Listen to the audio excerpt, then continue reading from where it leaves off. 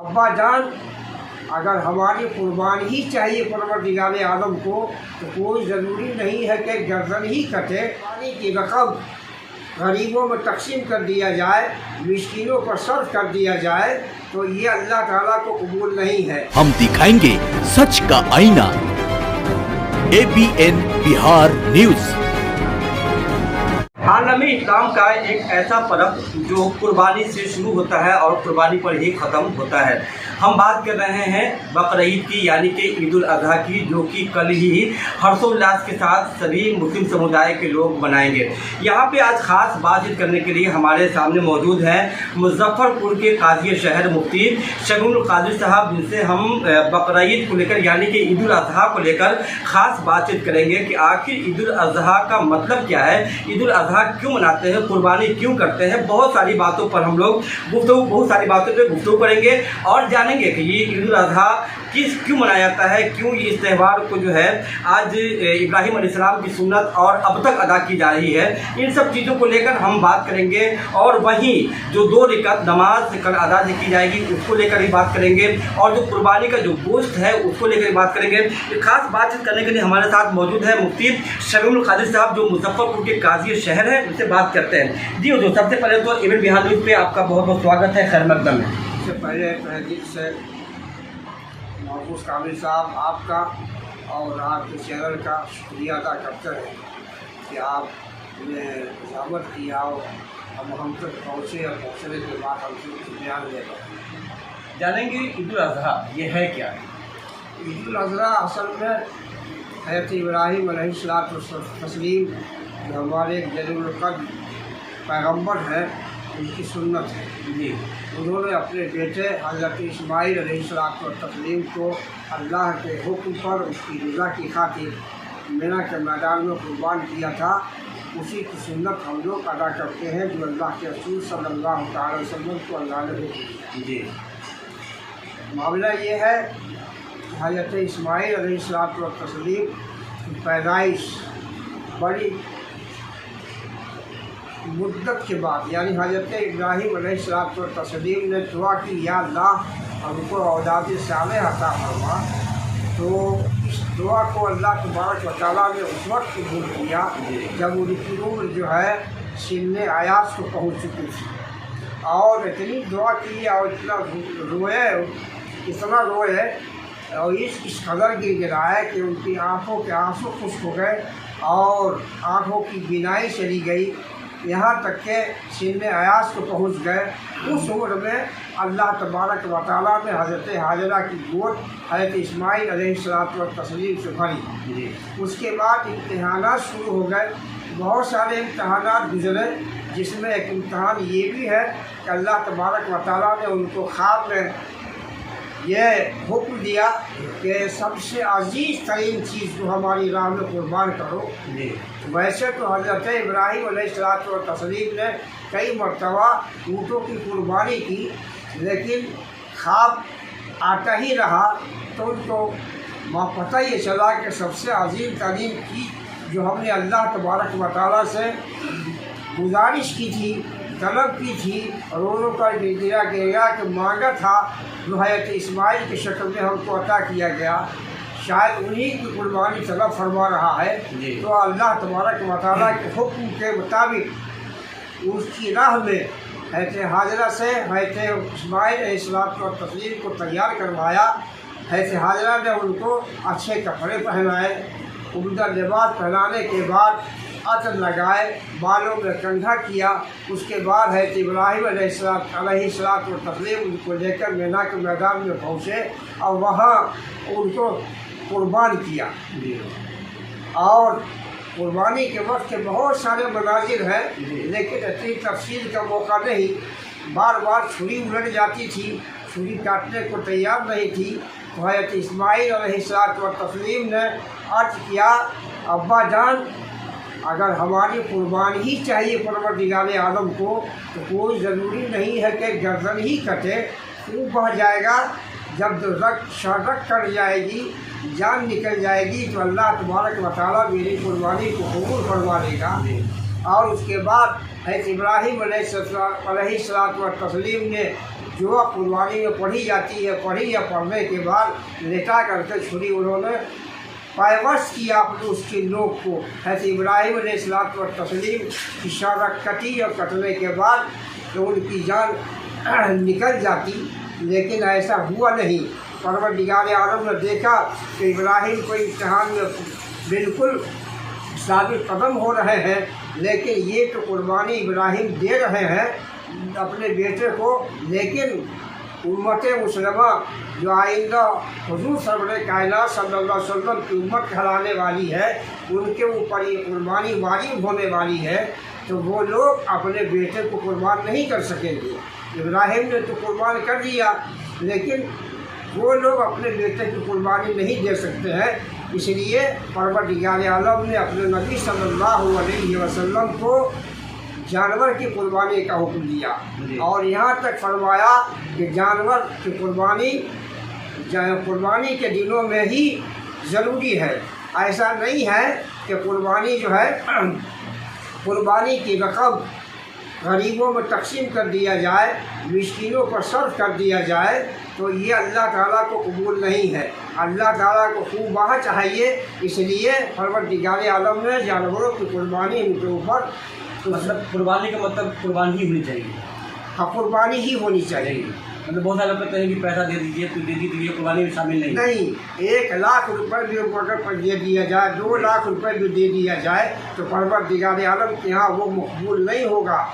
इसलिए कि उनको कुर्बानी ही चाहिए, परवरदिगार आलम को कुर्बानी ही चाहिए। इसीलिए हज़रत सहाबा कराम में से एक शख्स ने अल्लाह के प्यारे नबी सल्लल्लाहु अलैहि वसल्लम से दरियात फरमाया, माँ आज़ाही या रसूल अल्लाह, ये अल्लाह के नबी ये कुर्बानी क्या है?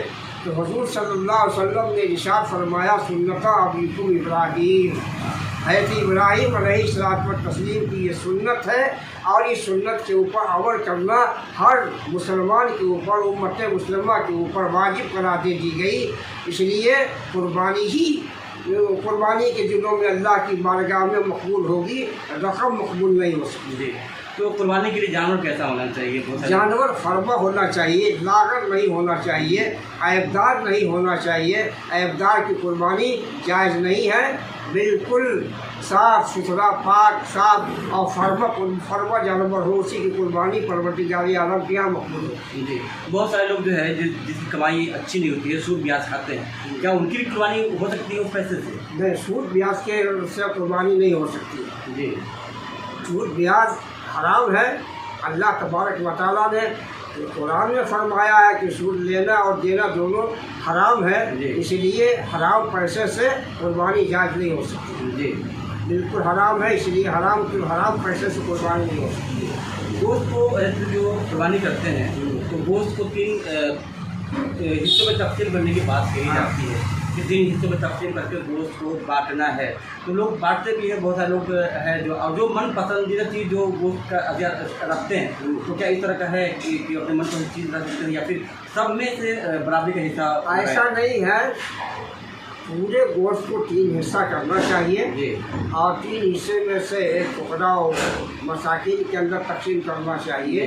एक हिस्सा जो है अपने पड़ोसियों के लिए और एक हिस्सा अपने लिए रखना चाहिए। ऐसा नहीं है कि कुछ टुकड़ा अपने लिए रख दिया, कुछ टुकड़ा दूसरे के लिए दे दिया, ना, ऐसा नहीं है। सारे गोश्त को मिला करके तकसीम करना चाहिए। तो ये गोश्त का जो बांटना वाजिब है, फर्ज है, मुस्तहब क्या है? ये वाजिब भी नहीं है, फर्ज भी नहीं है, ये मुस्तहब अम्र है। अल्लाह के रसूल सल्लल्लाहु अलैहि वसल्लम की तारीफ की जाती है, हुक्म दिया हुजूर सल्लल्लाहु अलैहि वसल्लम ने, तो कुर्बानी करो तो अपने पड़ोसियों को भी इसमें शरीक कर लो, गुरबा व मसाकिन को भी शरीक कर लो। इसलिए ये वाजिब नहीं है, मुस्तहब है और मुस्तहब के तौर पर इसको अमल किया जाता है। तो इसमें 2 रकात नमाज भी अदा की जाती है। हाँ, कुर्बानी के 2 रकात नमाज है जो हज़रत इब्राहीम अलैहिस्सलाम तस्लीम ने कुर्बानी जब हज़रत इस्माइल की नहीं हुई तो उन्होंने सजदा किया था और उसी की एक शक्ल कुर्बानी की नमाज हमारे सामने पेश की गई और अल्लाह तबारक व तआला ने अपने नबी सल्लल्लाहु अलैहि वसल्लम पर हुक्म दिया कि इसको इसको वाजिब कर दिया जाए और अपनी उम्मत मुस्लिमा से इस वाजिब नमाज को अदा करवाई जाए। तो कुर्बानी नमाज से पहले या नमाज के बाद है? नहीं, कुर्बानी करने से पहले नमाज पढ़नी चाहिए। हाँ, ऐसी बात है कि अगर ईदगाह नज़दीक नहीं है, दूर है, देहात में है और देहात से आकर शहर में अगर नमाज पढ़ना पड़ रहा है तो देहात वालों के लिए कुर्बानी करना नमाज से पहले जायज़ है। शहर वालों के लिए नहीं, जहाँ ईदगाह करीब है वहाँ वालों के लिए वहाँ नमाज पढ़ने के बाद ही कुर्बानी की। पहले नमाज पढ़े फिर कुर्बानी। देहात के लिए वाजिब है, कर सकते हैं। देहात में जहाँ मतलब ईदगाह की नमाज, जहाँ नमाज नहीं होती है, दूर जाकर नमाज पढ़ना पड़ता है, उसके लिए ये है कि तो आप पहले कुर्बानी कर लो, उसके बाद तब जाके नमाज पढ़ो। इसलिए कि जाने आने में ताख़ीर हो जाएगी और कुर्बानी करने में देर हो जाएगी, इसलिए हुक्म दिया तो पहले कुर्बानी कर लो, उसके बाद तब जाके नमाज पढ़ो। लेकिन अगर नज़दीक में ईदगाह है तो पहले नमाज पढ़नी चाहिए, उसके बाद तब जाके कुर्बानी करनी चाहिए। तो देखिए, जैसा कि बात कर रहे थे अभी काजी शहर मुफ्ती शेख काजी साहब से, जिन्होंने कहा कि कुर्बानी के सारे मसाइल बताए कि किस तरह से कुर्बानी करनी चाहिए, किस तरह का जानवर होना चाहिए, क्या कुछ जो है कुर्बानी के दिन करना चाहिए। अच्छा, कुर्बानी के दिन क्या कुछ करना चाहिए मुस्लिमा को, जो खास करके कुर्बानी के दिन सबसे पहली बात तो यह है कि आदमी को अच्छी तरह से गुस्ल करना चाहिए। गुस्ल करने के बाद अच्छे लिबास में मलबूस होना चाहिए, फिर ईदगाह जाके नमाज़ पढ़ना चाहिए और वहाँ हो या अपने लौटने के बाद अड़ोस पड़ोस भाई बहन सब लोगों से मिल करके अपने खुशियों का इजहार करना चाहिए। और एक दूसरे की अगर गलती है, कुछ दिल के अंदर कीना कपट है तो उसको निकाल कर फेंक देना चाहिए और मोहब्बत और खुलूस के साथ गले मिलना चाहिए और गले मिल करके एक दूसरे को खुशी बांटना चाहिए। कुर्बानी सब पे वाजिब है या फिर इसका भी कोई तरीका है कि कुर्बानी साहिब निसाब पे वाजिब है। साहिब निसाब क्या है?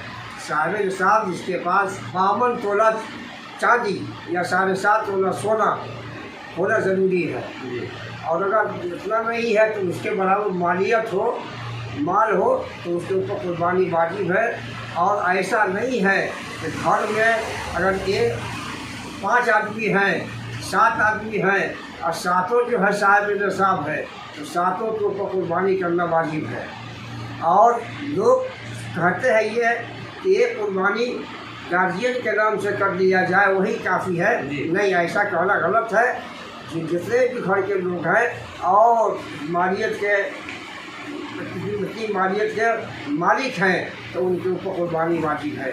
गोया एक कुर्बानी से उन पर काम नहीं चलने वाला है, एक वाजिब बता होगी, बाकी वाजिब ख़त्म हो जाएगी। कुछ लोग ऐसा भी करते हैं कि वालिद का इंतकाल हो गया, वालिदा का इंतकाल हो गया, दादा का इंतकाल हो गया, दादी का इंतकाल हो गया, साहिब निसाब है और अपने ऊपर अपने लिए कुर्बानी नहीं करके उन मरहूमीन के नाम से कुर्बानी कर देते हैं और अपनी कुर्बानी नहीं करते हैं। ऐसा नहीं है, ये गलत है। इसलिए कि पहले कुर्बानी जो वाजिब है, वाजिब को अदा करना चाहिए, उसके बाद अपने मरहूमीन के लिए, अपने पुरखों के लिए जो चाहे जितना चाहे नफली कुर्बानी कर सकते हैं, लेकिन पहले वाजिब को अदा करना चाहिए। अच्छा, बहुत सारे ऐसे लोग करते हैं हज़रत कि मैंने देखा है कि एक जानवर लाए, उन्होंने आपका सौ नाम कुर्बानी कर दिया, फिर दूसरे साल लाए, फिर किसी और नाम से कुर्बानी कर दिया, फिर किसी और नाम कुर्बानी कर दिया।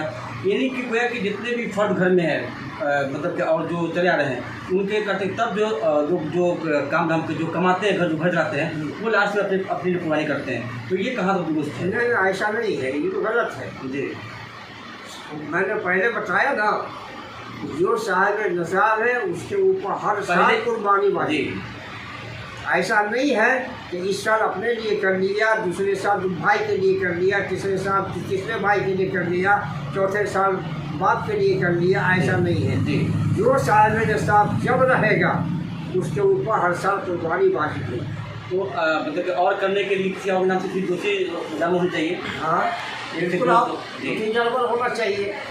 जिसके ऊपर वाजिब कर ले, और अगर वाजिब नहीं है तो दूसरे के लिए नफली कुर्बानी जितना भी चाहे आप कर सकते हैं, इसमें कोई हर्ज नहीं है, बल्कि सवाब ही सवाब। लेकिन एक मालिक इंसान वाजिब है। हाँ, साहिब निसाब का वाजिब। एक वाजिब है। हाँ। बात कर रहे थे अभी काजी शहर मुफ्ती शगुन काजी साहब से, जिन्होंने कहा कि किस तरीके से कुर्बानी में क्या कुछ करना चाहिए, किन पर जो है कुर्बानी फ़र्ज है और कब कैसे कुर्बानी कर सकते हैं, ये सारी बातें की। और वहीं इन्होंने ये भी कहा कि कुर्बानी से पहले 2 रकात नमाज जो ईद उल अज़हा की ईदगाह में मस्जिदों में नमाज अदा करते हैं वो नमाज अदा करें, और जो दिल में कीना है वो उस कीना को निकाल दें। और वहीं जो जानवर के जो गोश्त है उसको 3 हिस्सा किया जाए, 1 हिस्सा खुद रखे, 2 हिस्सा जो है दोस्तों में और अपने जो है दोस्त अहबाब में बांटे, 1 हिस्सा जो है अपने गरीब मिस्किन को दे। इस तरह से जो है गोश्त का जो है हिस्सा लगाया जाए। वहीं उन्होंने ये भी कहा कि जो मालिक निसाब है पहले जो है कुर्बानी उन पर फ़र्ज है, उसके बाद अगर किसी अपने घर के लोगों के लिए कुर्बानी करना चाहते हैं तो फिर आप दूसरी जानवर रख सकते हैं, किसी और जानवर की कुर्बानी कर सकते हैं। अगर घर में कोई एक जानवर है तो पहले जो मालिक निसाब है, जो पहले साहिब निसाब है, उन पर जो है कुर्बानी वाजिब है। अगर किसी और के नाम से करना चाहते हैं तो फिर कोई और जानवर आप कर सकते हैं। अगर घर में एक जानवर है तो जो साहिब निसाब है उन पर ही कुर्बानी वाजिब है। तो इस तरह खबर देखने के लिए बने हमारे साथ। फिलहाल इजाज़त, अपने सहयोगी के साथ धन्यवाद।